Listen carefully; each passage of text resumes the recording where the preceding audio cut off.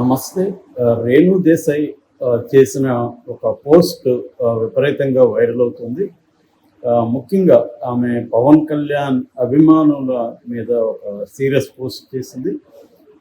ఆ పోస్ట్‌లో ఏముందనేది చూద్దాం. యాక్చువల్‌గా ఏందంటే ఒక పవన్ అభిమాని మీరు అందంగా ఉంటారు, మీకు మంచి పిల్లలున్నారు, అయినా మీరు దురదృష్టవంతురాలు అని ఒక పోస్ట్ కామెంట్ చేశాడు. ఆ కామెంట్‌కి రేణు దేశాయ్ చాలా ఆవేశంగా బదులిచ్చింది. అదేంటంటే ఒక హస్బెండ్‌తో విడిపోయినంత మాత్రాన నేను అన్‌లక్కీ కాదు. లక్ అనేది ఓన్లీ ఒక వ్యక్తితో మాత్రమే, ఆ సంబంధంలో మాత్రమే ఉండదు. సో నేను పవన్ కళ్యాణ్‌తో విడిపోయినంత మాత్రాన అన్‌లక్కీ కాదు. నేను యాక్చువల్‌గా నా జీవితం చాలా బాగుంది. దానికి నేను కృతజ్ఞత చెల్లిస్తాను, కృతజ్ఞరాలై ఉంటాను. కాబట్టి ఇలాగ మీరు మాట్లాడకండి అని చెప్పింది. గతంలో కూడా అంటే ఒక 2-3 వారాల ముందు కూడా పవన్ కళ్యాణ్ అభిమాని రేణు దేశాయ్‌ని మీరు తొందరపడి అన్నని వదిలేశారు, మీరు కానీ అన్నతోనే ఉంటే ఇప్పుడు ఎంత గొప్పగా ఉండేది, మీరు తొందరపడ్డారు వదిన అని ఒక కామెంట్ చేశారు. అప్పుడు కూడా ఆమె చాలా కోపంగా పవన్ కళ్యాణే నన్ను వదిలేశాడు, నేను పవన్ కళ్యాణ్ వదలలేదు, నాతో ఉంటూనే వేరే ఒక అమ్మాయితో అతను అఫేర్ పెట్టుకొని ప్రెగ్నెంట్ చేశాడు. సో పవన్ కళ్యాణ్ నన్ను వదిలిపెట్టేశాడు కానీ నేను పవన్ కళ్యాణ్ వదిలిపెట్టలేదు, నువ్వు తెలుసుకొని మాట్లాడు అనే ఒక ఆవేశపూరితంగా మాట్లాడాను. అంటే అనేక సార్లు రేణు దేశాయ్ పోస్టుల కింద చాలా మేల్ చావనిస్టిక్గా, చాలా డెరిగేటరీగా ఆమెకి వ్యతిరేకంగా పోస్టులు పెట్టడం అనేది చాలాసార్లు చూస్తాం. ఆమె పెళ్లి చేసుకోవాలని అనుకున్నప్పుడు రెండో పెళ్లి, దాన్ని తీవ్రంగా వ్యతిరేకిస్తూ ఆమెకి యాంటీగా పోస్టులు పెట్టారు. తర్వాత కొడుకు అఖిలానందాన్ని మాకు చూపించకుండా మీరు పెట్టుకుంటారు అని చెప్పి దానికి వ్యతిరేకంగా కూడా పోస్టులు పెట్టారు. ఇలా ఎప్పటి నుంచో కూడా పవన్ కళ్యాణ్ అభిమానులు రేణు దేశాయ్ మీద అనేక రకాలుగా మాట్లాడడం అనేది మనకు కనిపిస్తుంది. సో ఇప్పుడు లేటెస్ట్గా ఇలాంటిది పెట్టారు. నిజానికి ఆమె చాలా వీళ్ళ బిహేవియర్ వల్ల రేణు దేశాయ్ చాలా సఫర్ అవుతుంటుంది. సో మనం ఆలోచిస్తే ఇప్పుడు ఆమె సింగిల్ పేరెంట్, ఇద్దరు పిల్లల్ని పెంచడం అనేది ఇవాళ మామూలు విషయం కాదు. మామూలుగా ఇద్దరు పేరెంట్స్ కలిసి ఒక పిల్లల్ని పెంచడానికి కోసమే కష్టపడుతున్నారు. చాలా ఈ మధ్యలో మనకి కల్చర్ ఏం పెరిగిందంటే 2 రకాల కల్చర్ పెరిగింది. ఒకటి సింగిల్ చైల్డ్ని ప్రిఫర్ చేయడం, ఒక చైల్డ్ చాలు అనుకోవడం, ఆ కల్చర్ బాగా పెరిగింది. రెండవది అసలు పిల్లలే వద్దనుకునే కల్చర్, అది వరల్డ్ వైడ్ కూడా ఇవాళ ట్రెండ్.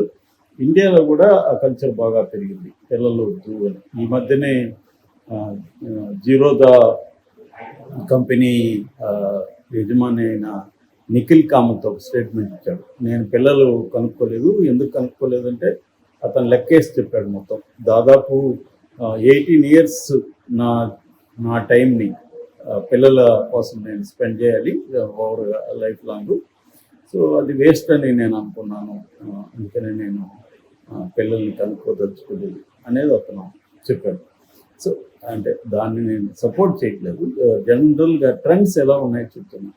అంటే ఎందుకు అంటే పిల్లల పెంపకం అనేది వెరీ డిఫికల్ట్ అయింది ఇవాళ. దానికి రకరకాల కారణాలు ఉండొచ్చు. అంటే ఉమ్మడి కుటుంబం లేకపోవడం, తర్వాత ఇద్దరు భార్యాభర్తలు సంపాదనలో బిజీగా ఉండాల్సి రావడం, ఇట్లా రకరకాల కారణాలతో ఏదేమైనా పిల్లల వద్దనుకునే వాళ్ళ సంఖ్య కూడా బలంగా పెట్టింది. సో ఇటువంటి ఒక టఫ్ సిచ్యువేషన్లో సింగిల్ పేరెంట్, ముఖ్యంగా మదర్స్, నేను చాలామంది నా వ్యక్తిగతంగా కూడా తెలుసు, వెరీ వెరీ టఫ్. వాళ్ళకి సింగిల్ కిడ్ని భరించడమే చాలా కష్టం. అట్లాంటిది రేణు దేశాయ్ ఇద్దరు పిల్లల్ని పెంచుతుంది. వాళ్ళ కోసమే ఆమె రెండో పెళ్లి చేసుకుంటున్నా ఉంది. అది ఆమె అనేక సార్లు కూడా చెప్పింది. నేను నా పిల్లలకి నా టైం స్పెండ్ చేయాలి, నేను ఇప్పుడు వేరే రిలేషన్షిప్స్లోకి వెళితే పిల్లలకి నేను టైం స్పెండ్ చేయలేను అని చెప్పింది. ఇది చాలామంది తల్లులకి వర్తిస్తుంది. అంటే తండ్రి లేని ఓన్లీ సింగిల్ పేరెంట్గా ఉన్న తల్లులు చాలామంది చాలా రకాలుగా సఫర్ అవుతారు. వెరీ వెరీ డిఫికల్ట్ థింగ్ అది. అది ఏ స్థాయిలో ఉంటుందంటే, ఆ మధ్య మనం బెంగళూరులో జరిగిన ఒక స్టోరీ చెప్పుకున్నాం మన ఛానల్లో. అదేంటంటే, ఒక ఇంటర్మీడియట్ చదివే అమ్మాయి, వాళ్ళ అమ్మ సింగిల్ పేరెంట్, వాళ్ళ నాన్న లేరు. వాళ్ళిద్దరి మధ్య గొడవ ఏ స్థాయికి వెళ్ళిందంటే తల్లి కూతురు మధ్య, చివరికి ఇద్దరు ఒకరినొకరు కత్తులతో కొట్టుకొని చంపేసుకున్నారు. ఇద్దరు చంపారు. ఆ స్థాయికి వెళ్ళిపోయింది అనమాట. నాకు తెలిసిన ఒక సింగిల్ పేరెంట్, ఒక 10 year కిడ్, ఫిమేల్ చైల్డ్, వాళ్ళిద్దరి మధ్య కూడా ఒక ఘర్షణ వస్తే ఆమె కూడా కత్తి తీసుకుంది. నేను పొట్టుకొని చచ్చిపోతాను. ఆ స్థాయిలో ఫ్రస్ట్రేషన్ వచ్చేస్తుంది. ఎప్పుడైనా పేరెంట్స్ ఇద్దరు ఉంటే బ్యాలెన్స్ చేయగలుగుతారు. ఒకరు పిల్లలతో ఇబ్బందులు ఎదుర్కొని కొద్దిగా టెన్షన్, యాంగ్జైటీ, గట్టిగా వాళ్ళని అరవడము, లేకపోతే ఏమైనా చేస్తే ఇంకొకరు దాన్ని బ్యాలెన్స్ చేస్తారు. సో ఆ బ్యాలెన్సింగ్ అనేది ఉండదు సింగిల్ పేరెంట్, ముఖ్యంగా మదర్కి. రెండోది ఏమంటే, మొగుడు వదిలేశాడు, లేకపోతే ఈమె మొగుడిని వదిలేసి వచ్చేసింది కాబట్టి షీ ఈజ్ అవైలబుల్ అనే ఫీలింగ్ చుట్టూ ఉన్న మగవాళ్ళకి ఉంటుంది. She is vulnerable and available. ఆమెని ట్రై చేస్తే ఆమె ఏమి చేసుకోలేదు, గట్టిగా వ్యతిరేకించలేదు. సో మనం ఈజీగా ఆమెని ట్రై చేసుకోవచ్చు అన్న అభిప్రాయం చాలామంది అనుకోవాలి. దీనివల్ల కూడా చాలామంది ఎవడో ఒకడు, ఒక మగవాడు అంటూ ఒక తోడు ఉంటే మిగతా మగవాళ్ళ నుంచి మనకి ప్రొటెక్షన్ ఉంటుంది కదా అనుకునే వాళ్ళు కూడా చాలామంది ఉంటారు. సో దానికోసం ఒక్కొక్కసారి ఎవరినో ఒకరిని బాయ్ ఫ్రెండ్గా వాళ్ళు పెట్టుకుంటే, ఆ బాయ్ ఫ్రెండ్స్ ఏం చేస్తున్నారంటే, వీళ్ళ పిల్లలు, ముఖ్యంగా అమ్మాయిలు ఉంటారు, వీళ్ళు టీనేజ్ స్థాయిలో ఉన్నప్పుడు వాళ్ళని ఏదో ఒక మాయ చేయడం, లేకపోతే వాళ్ళని ఇన్ఫ్లుయెన్స్ చేయడం, వాళ్ళతో అఫైర్ పెట్టుకోవడం. ఆ మధ్య కూడా మనం చెప్పుకున్నాము, అలా ప్రెగ్నెంట్ కూడా చేశాడు ఒక తల్లికి ఉన్న బాయ్. ఇలాగా చాలాసార్లు ఇలాగ జరుగుతుంది. సో ఈ single women who have children, so వాళ్ళు వెరీ డిఫికల్ట్. దాన్ని అర్థం చేసుకోకుండా వీళ్ళు అభిమానులు ఇలా మాట్లాడుతున్నారు. బట్ పవన్ కళ్యాణ్ది ఇక్కడ మేజర్ తప్పు ఉంది. ఎందుకంటే ఇతను ఎప్పుడు కూడా తన అభిమానుల బిహేవియర్ని సరిదిద్దడం కావచ్చు, లేకపోతే మందలించడం కావచ్చు, లేకపోతే ఒక డిసిప్లైన్లో పెట్టడం కావచ్చు, ఇది ఎప్పుడు అతను చేయలేదు. అతను ఇంకా వదిలేశాడు వాళ్ళని. ఇండైరెక్ట్గా కూడా రెచ్చగొడతా కూడా ఉంటాడు.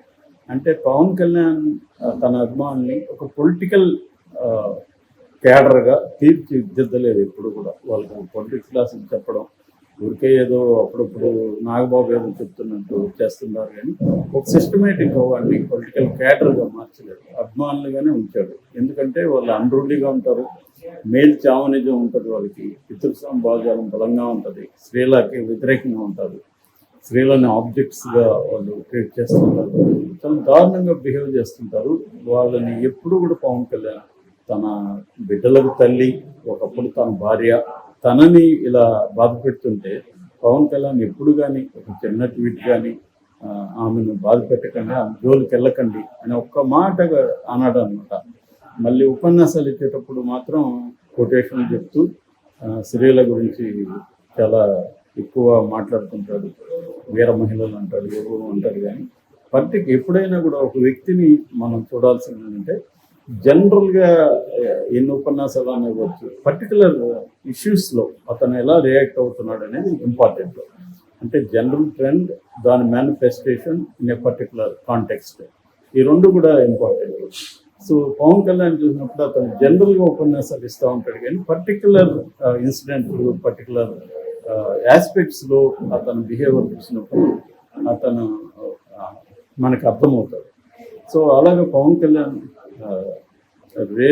రేణు దేశాయ్ విషయంలో ఎప్పుడు కూడా అభిమానాన్ని డిసిప్లైన్ చేయడం కానీ వాళ్ళకి బుద్ధి చెప్పడం కానీ ఇది ఎప్పుడు ఇప్పటివరకు చేయలేదు. అందుకని మేము పదే పదే అభిమానుల వైలెన్స్కి గురవుతుంది. చాలాసార్లు అభిమానులు తమ హీరోల ఫ్యామిలీస్లోకి ఎంటర్ అయిపోయి వాళ్ళ విషయాల్లోకి ఎంటర్ అయిపోయి డిస్టర్బ్ చేయడం అనేది జరుగుతుంది. మనం ఇటీవలనే చూసుకున్నాం కన్నడలో దర్శన్ అభిమాని దర్శన్ పర్సనల్ అఫైర్స్లోకి ఇంటర్ఫియర్ అయిపోయి దర్శన్ ఉన్న గర్ల్ ఫ్రెండ్ని అబ్యూజ్ చేస్తూ మెసేజ్ పెట్టి చివరికి తన ప్రాణాన్ని కోల్పోయాడు.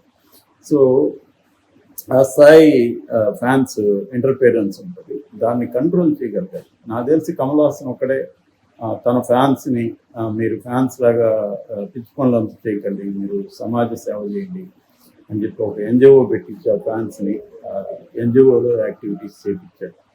That is at least good. వాళ్ళ ఎనర్జీ, వాళ్ళకు ఉండే ఉత్సాహం, దాన్నంతా కూడా ఒక ఛానలైజ్ చేసి ఒక ఆర్గనైజర్గా చేశాడు. పవన్ కళ్యాణ్ ఖచ్చితంగా కమల్ హాసన్ లాంటి వాళ్ళ నుంచి నేర్చుకోవాలి ఈ విషయంలో. ఇప్పటికైనా పవన్ కళ్యాణ్ రేణుదేశాయ్ విషయంలో స్పందించి ఫ్యాన్స్ని కొద్దిగా డిసిప్లైన్ లోకి తీసుకురావాలని కోరుకుంటున్నాను.